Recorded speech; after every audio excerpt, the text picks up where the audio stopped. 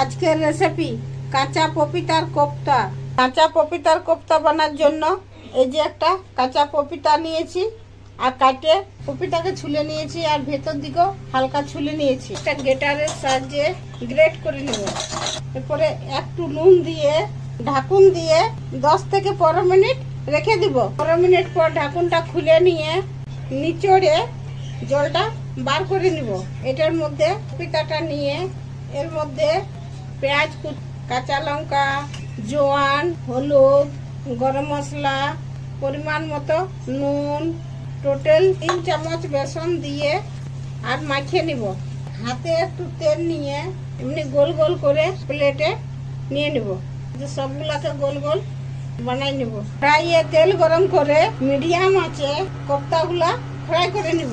Golden brown colour হয়ে গেছে, তুলে নিচ্ছি। সবগুলা ফ্রাই করে